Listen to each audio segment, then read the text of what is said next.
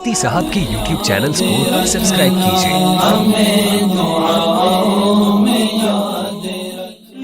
अल्हम्दुलिल्लाह मुझे तो इस ग्रुप में आने से सबसे बड़ा फ़ायदा ये हुआ कि जिस मकसद के लिए आदमी उम्रे पे आता है उस मकसद के मुताबिक मुझे उम्रा करने की अल्लाह ने तौफ़ीक़ दी।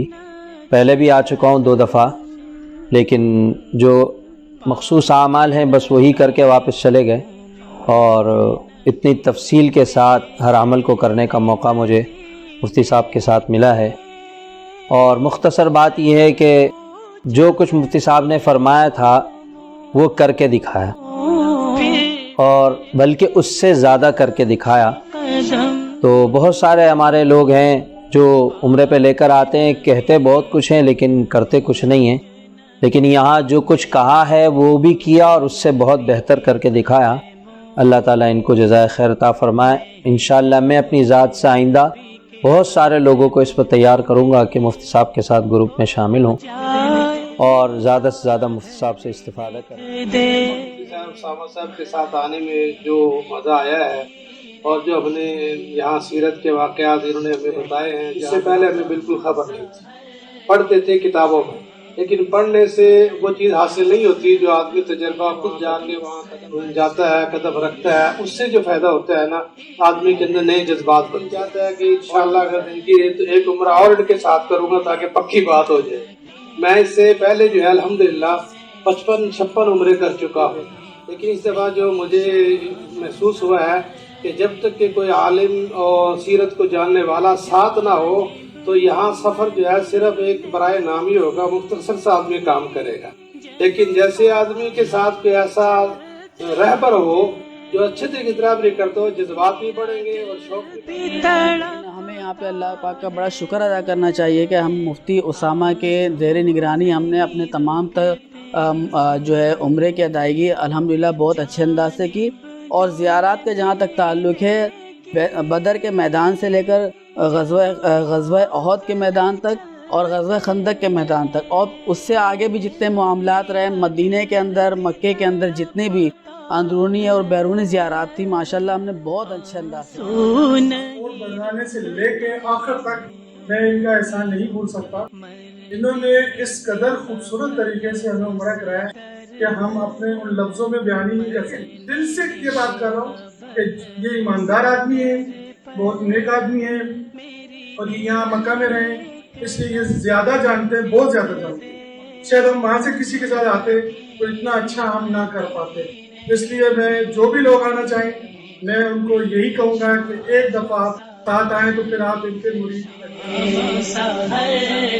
बड़ी बात जो मुफ्ती साहब से रिलेटेड मैंने देखी कि ऐसा पेशेंस किसी इंसान के अंदर होता है, और 52 लोगों को मैनेज करना सबसे बड़ा मुश्किल काम है, क्योंकि हर किसी के अपने पॉइंट ऑफ व्यू होते हैं, हर कोई अपने अपनी मशवरे दे रहा होता है, तो सबको एक जगह पे लाना है। सफ़र का इंतखाब मुफ्ती साहब के साथ किया तो कैसा महसूस हुआ?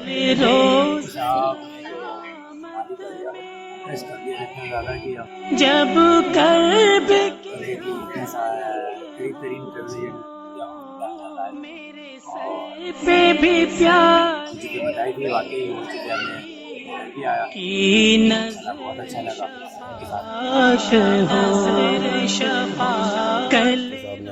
जो मुताला कराया नबी करीम सल्लल्लाहु अलैहि वसल्लम का सीरत के मुताल्लिक़, तो उससे हमारे दिल में अल्लाह और अल्लाह के रसूल की मोहब्बत बढ़ी है।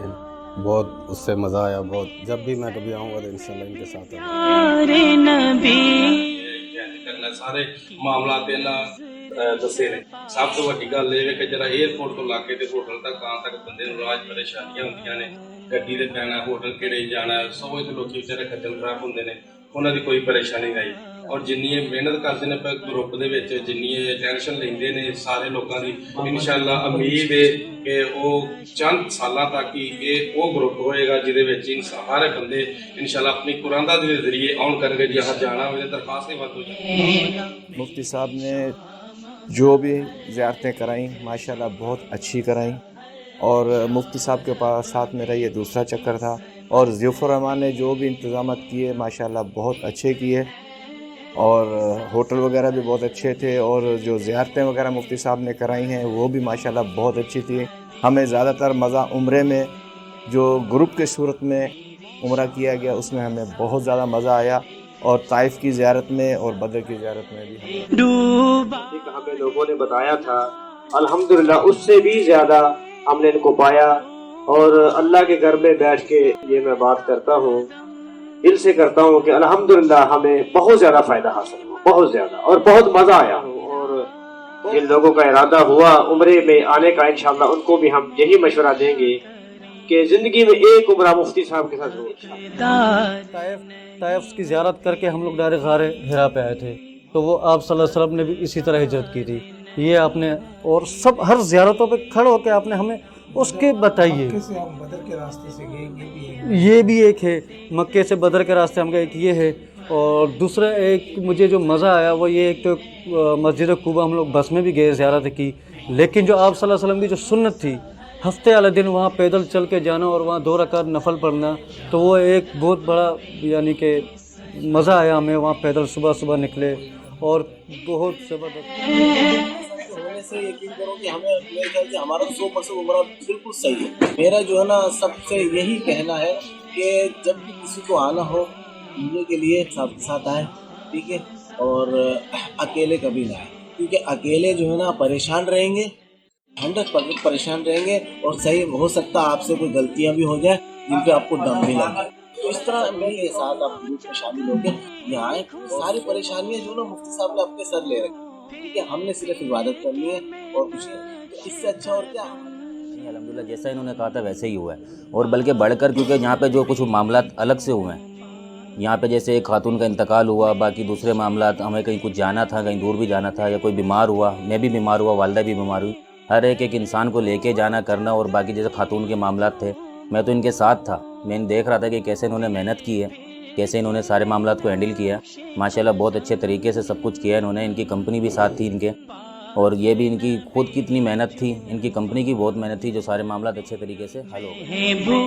کیا چیزیں ہوتی ہیں؟ فضائل بتانا، ٹرانسپورٹ، یہ چیزیں جو آپ نے پیسے پے کے، ویزا، ٹکٹ، ان سب چیزوں کا کرنا. اس کے علاوہ آپ کو جگہیں بتانا، سیرت کا مطالعہ کرنا. لیکن اس کے علاوہ کسی کو کھجور چاہیے تو مفتی صاحب اس کے ساتھ چل کے گئے. کسی کو کوئی چیز نہیں پتا، مارکیٹ نہیں پتا، کسی اسپتال جانا. سب سے امپورٹنٹ بات، یہاں پہ آ کے آدھی دنیا بیمار ہو جاتی ہے. اب ہمارے شمی بھائی جو ویل چیئر والے تھے وہ بیمار ہوئے تو مفتی صاحب نے اسپتال لے کے گئے 2 بار. پھر اس کے علاوہ اب یہ ہمارا بابا جی بیمار ہوا، اس کو بھی مفتی صاحب لے کر گئے. تو بس کیونکہ ان کی طرف سے آپ کو ہر کوآپریٹ ملے گا. یہاں تک کہ انہوں نے خود اپنے کھانے پینے کی فکر نہیں کی، پہلے کام کو انجام دیا. اور یہ ایسا کون کرتا ہے؟ مفتی صاحب کی بہت زیادہ انفارمیشن ہے، بہت زیادہ ان کے پاس معلومات ہیں. اللہ پاک میں ان کے لیے دعا گو ہوں، اللہ پاک ان کے عمل میں، ان کے علم میں، ان کے جسم و جان میں، ان کے کاروبار میں، ان کے رزق میں اضافہ کرے. ہم دعا گو ہیں، اللہ کرے ان کو ایسی اچھی صحت دے اللہ پاک، کیسے یہ لوگوں کو نفع بخشتے رہیں. یہ بہت بڑا ایک چھوٹا کام نہیں ہے. انسانیت سب سے مضبوط جو رشتہ ہے وہ انسانیت کا ہے، تو یہ ادا کر رہے ہیں. کوئی کہاں سے آیا، کوئی کہاں سے آیا، اس سے پہلے کسی کو اتنی جان پہچان نہیں تھی، لیکن ہر بندے کو انفرادی طور پہ انہوں نے جوڑا ہے. ان کی انتھک محنت ہے، انتھک ان کی کوشش ہے. راتوں کو جاگ جاگ کے، دن میں جاگ جاگ کے بندوں، ہر بندے کے انفرادی طور پہ ٹیلی فون رابطے کیے ہیں، ان کو اکٹھا کیا ہے، ان کو بٹھایا ہے. یہ ان کی محنت ہے، یہ ان کو کریڈٹ جاتا ہے، ان کو بھی جاتا ہے اور ان کی کمپنی ضیاف الرحمان کو بھی جاتا ہے. چنگے بندے دی صحبت یارو جویں دکان اتاراں، سودا پاویں لئیے نہ لئیے پھلے آن ہزاراں. بھئی ان کی مثال یہی ہے. اگر آپ ان سے عمرہ کریں یا نہ کریں، ان کے ساتھ آئیں یا نہ آئیں، ان کی جو افادیت ہے، ان کے جو کام ہیں، ان کی جو محنت ہے، وہ ہمارے مائنڈ میں، ہمارے ذہن میں، ہمارے جسم و جان میں ایسے پوست ہو گئی ہے. یقین کریں مجھے تو بہت مزہ آیا ان کے ساتھ آنے میں. تو ان کی مثال ایسی ہے کہ جیسے وہ ایک خوشبو کی دکان میں بندہ جاتا ہے نا، تو وہاں سے عطر لیں یا نہ لیں، خوشبو تو آتی ہے. تو بس ایک ہی دھن ہے کہ مدینہ